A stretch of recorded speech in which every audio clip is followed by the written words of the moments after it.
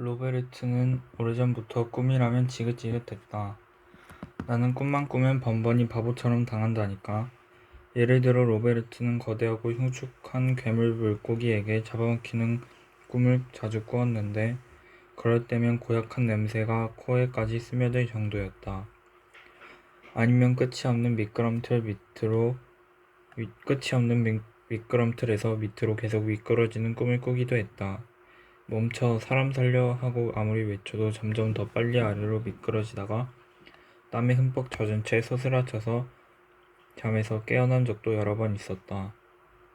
또 어떤 때는 꿈속에서 기분 나쁜 속임수에 골탕을 먹는 일도 있었다.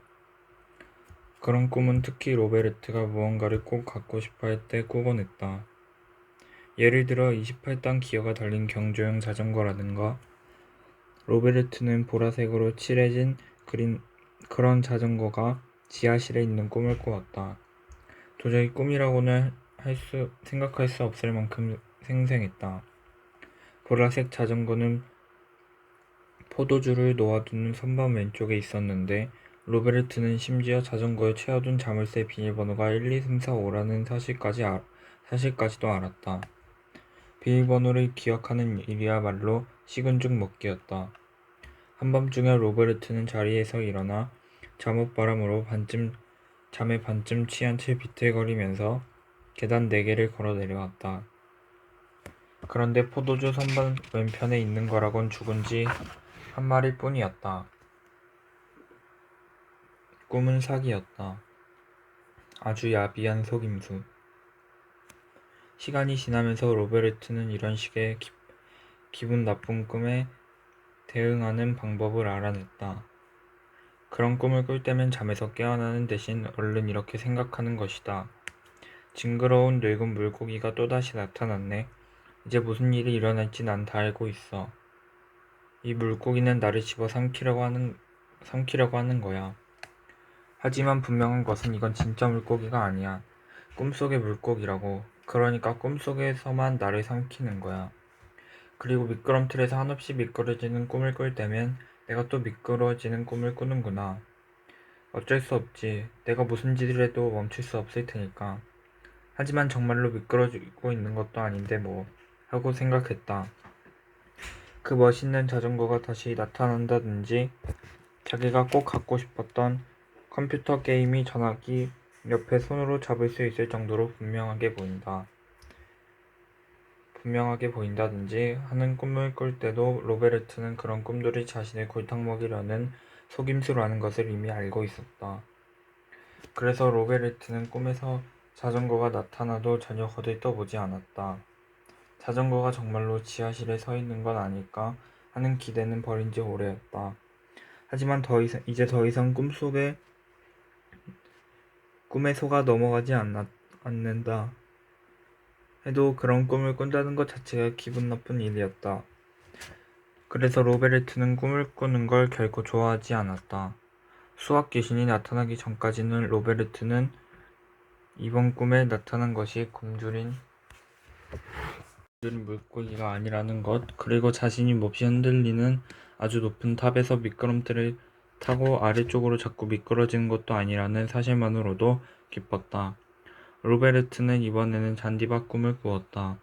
잔디들이 로베르트의 머리와 어깨에 닿을 만큼 하늘 높이 솟아 있었다는 점이 우습긴 했지만 다른 꿈들보다는 훨씬 나았다. 로베르트는 주위를 살펴보다가 바로 자기 앞에 나이가 아주 많고 키가 아주 작은 한 남자가 있는 것을 보았다. 메뚜기 정도의 크기밖에 안 되는 그 남자는 승합풀이를 오르락내리락 하면서 번쩍거리는 눈빛으로 로베르트를 쳐다보았다. 대체 너는 누구니? 로베르트가 물었다. 그 남자는 로베르트가 깜짝 놀랄 만큼 큰 소리로 외쳤다. 나는 수학 귀신이다. 로베르트는 조그만 난쟁이 따위가 감히 자기에게 대들도록 내버려둘 수는 없었다. 말 같지도 않은 소리 하지 마.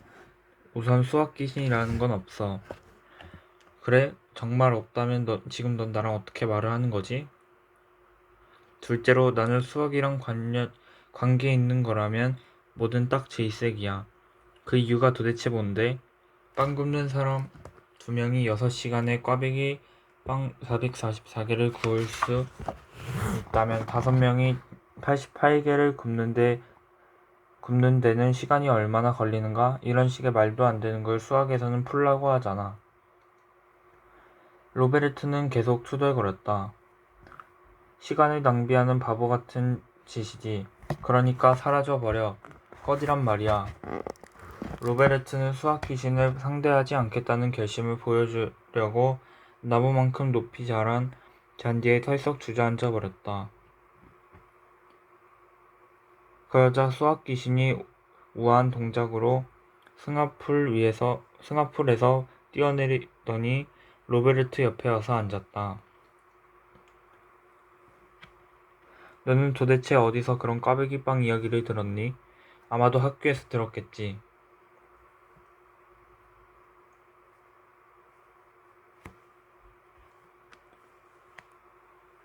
학교 말고 어디에서 듣겠어?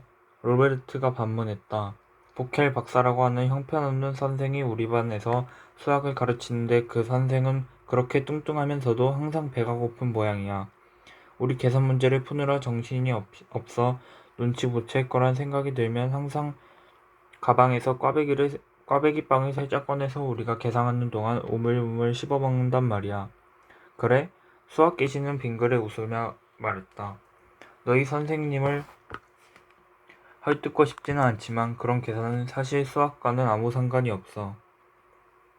훌륭한 수학자들 중에서 계산을 전혀 못하는 사람이 대부분이라는 거 아니? 그리고 그 수학자들은 계산이 시간 낭비라고 생각해. 계산은 계산기로 하면 되잖아. 너는 계산기 없니?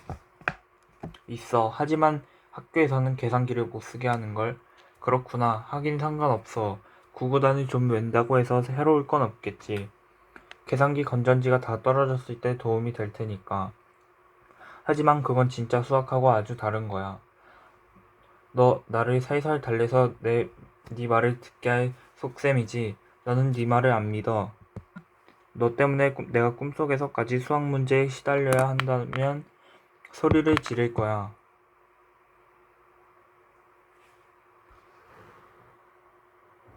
그런 건 아동학대라고. 네가 수학의 숫자만 듣고도 이렇게 벌벌 떠는 겁쟁이인 줄 진작에 알았더라면 아예 너한테 오지도 않았을 텐데. 나는 그저 너하고 이런저런 얘기나 하고 싶었을 뿐이야. 난 밤에는 할 일이 별로 없거든. 그래서 로베르트한테 한번 가볼까? 그 애는 매번 같은 미끄럼틀에서 미끄러지는데 분명 진저리가 났을 거야 하고 생각한 거지. 그건 맞아. 그것 봐. 그렇지만 네 말을 무조건 넘어가지는 않을 거야. 로베르트는 외쳤다. 너 그건 명심해야 할걸? 그러자 수학 귀신은 높이 뛰어올랐다. 그리고 단번에 몸이 커졌다. 어디다 대고 함부로 말하는 거야. 수학 귀신은 무척 화가 난 듯 소리를 버럭 지르더니 풀줄기가 바닥에 납작하게 붙어버릴 때까지 발을 쿵쾅거리며 풀밭을 짓밟았다. 수학 귀신의 두 눈에서 번쩍 빛이 났다. 미안해. 로베르트가 작게 중얼거렸다. 로베르트는 모든 게 점점 더 으스스하게 느껴졌다. 수학 얘기도 영화나 자전거처럼 그렇게 간단하게 할 수 있다면 대체 무엇 때문에 수학 귀신이 필요한 거지? 바로 그거야. 숫자가 너무나도 간단하다는 사실. 그게 바로 숫자에서 귀신이 국할 노릇이야. 원래는 숫자 계산에 계산기도 필요, 없,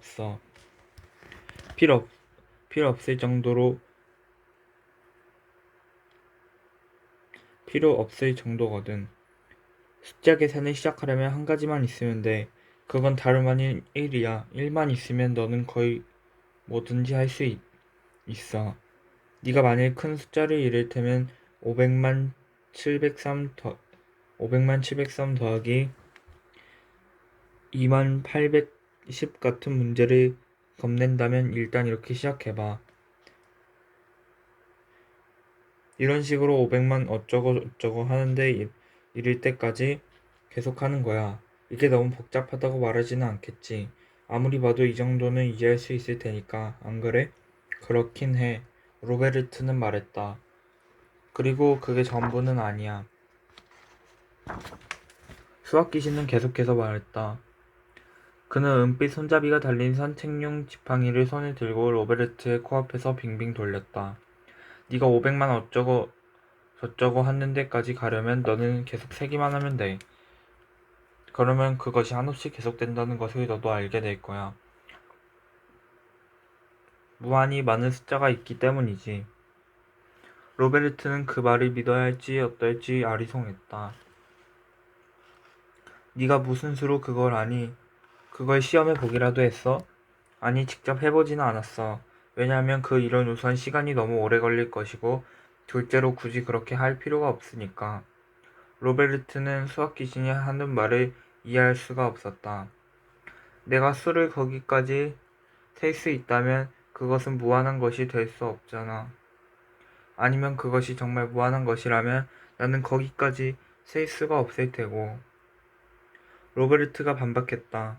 틀렸어. 수학 귀신이 소리를 질렀다. 수학 귀신이 수학 귀신의 수염이 떨리면서 얼굴이 붉어졌다. 그러고는 너무 화난 나머지 머리통이 부풀어 오르더니 점점 더 커졌다. 틀렸어. 왜 틀렸다는 거지? 로베르트가 따졌다. 멍청이. 이 세상 사람들이 지금까지 껌을 몇 개나 씹었다고 생각하는 거지? 모르겠는데. 대충 말해봐. 엄청나게 많지. 로베르트가 말했다. 우리 반 애들, 알베르트, 베티나, 찰리, 우리 도시에 사는 사람들, 그리고 독일이랑 미국에 있는 사람들이 씹은 껌만 친다고 해도 몇십억 개는 되겠는데? 적어도 그 정도는 되겠지. 수학 귀신이 말했다. 자, 그럼 우리가 그 껌 가운데 맨 마지막 껌을 세웠다고 가정해봐. 그리고 내가 껌 하나를 주머니에서 꺼낸다면, 그리고 내가 지금 껌 하나를 주머니에서 꺼낸다면, 바로 그 순간에 우리는 지금까지 생은 모든 껌의 숫자에 하나를 더하여 그 다음에 숫자를 얻게 된단 말이야. 이해하겠니? 내가 껌의 개수를 일일이 셀 필요가 전혀 없어. 거기에 어떤 식으로 되든지 내게 비법만 알려주면 되지. 그 이상은 필요가 없어. 로베르트는 잠시 동안 수학 귀신이 한 말을 곰곰이 생각해 보았다. 그러고 나서 그 말이 옳다는 것을 인정할 수밖에 없었다. 참 거꾸로 해도 그건 마찬가지야. 수학 귀신이 덧붙였다. 거꾸로? 무슨 뜻이니? 잘 들어봐. 수학 귀신은 이제 희죽희죽 웃기 시작했다. 무한히 큰 수만이 있는 것이 아니고 무한히 작을 수도 있단 말이야. 그것도 무한히 많이. 이 말을 하면서 수학 귀신은 들고 있던 지팡이를 로베르트의 코앞에서 프로펠러처럼 빙빙 돌렸다. 로베르트는 눈앞이 빙빙 도는 걸 하고 생각했다. 마치 로베르트가 예전에 그렇게 자주 끄던 그 미끄럼틀 꿈에서처럼 어지러웠다. 그만해. 로베르트가 소리를 버럭 질렀다. 왜 그렇게 안절부절 못하니 로베르트? 아무것도 해로울 게 없는데. 잘 봐, 내가 새 껌을 하나 꺼낼게. 여기 껌이 있지. 수학 귀신은 실제로 주머니에서 진짜 껌을 하나 꺼냈다. 그것이 책꽂이 널빤지만큼 크고 보라색이며 또 돌같이 딱딱하다는 점만 빼면 껌은 껌이었다. 그게 껌이란 말이니? 꿈속의 껌이지. 이 껌을 지금 너랑 나랑 반씩 나눌 거야. 잘 봐. 아직까지 이 껌은 통째로 내 거야. 사람 한 명 껌 한 개. 수학 귀신은 보랏빛이 나는 분필 한 토막을 지팡이의 끝에 찔러 넣고는 말을 이어나갔다. 그것을 사람들은 이렇게 쓰지. 수학 귀신이 두 개의 일을 직접 하늘을 향해 휘갈겨 썼다. 그것은 광고용 비행기가 공중에 뿌리고 다닌 광고 문구 같았다. 보랏빛 글자는 하얀 구름의 바닥에서 둥둥 떠다니다가 딸기 아이스크림처럼 서서히 녹아내렸다. 로베르트는 공중을 물끄러미 쳐다보았다. 굉장한데? 나한테도 그런 지팡이가 하나 있으면 좋겠다. 이 정도로 놀랄 건 없어. 이 지팡이는 지팡이로는 구름이나 장벽, 스크린 어디든지 가득 써놓을 수 있다고. 그래서 나한테는 수첩이나 서류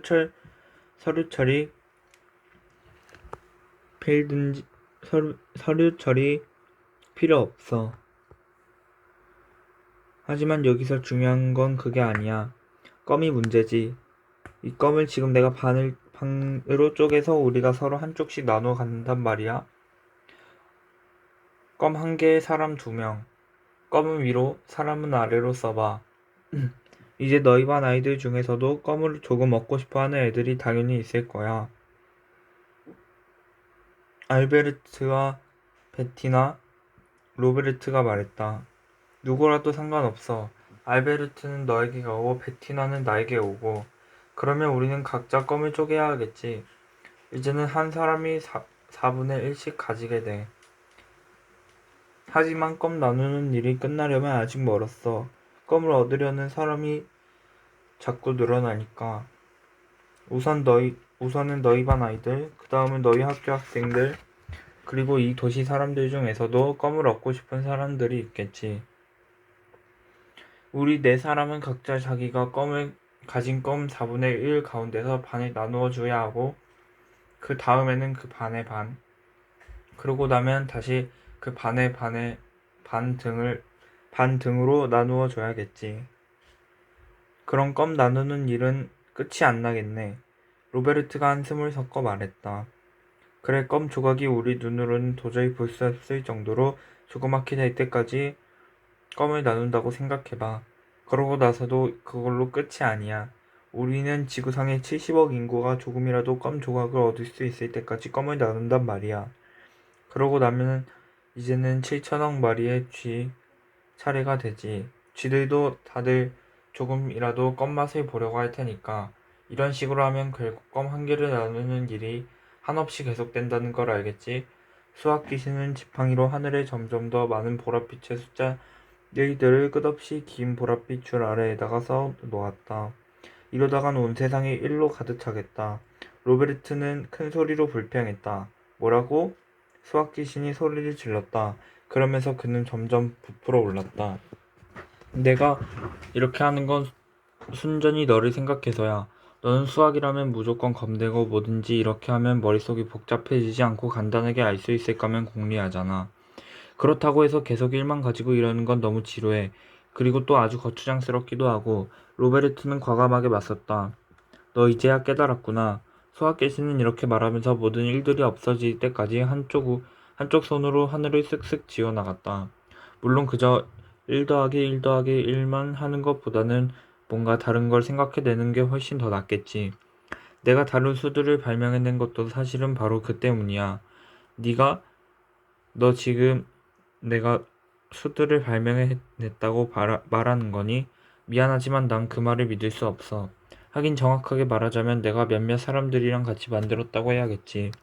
하지만 수를 누가 만들었든 무슨 상관이야? 그건 그렇고 너는 왜 그렇게 사람을 못 믿니?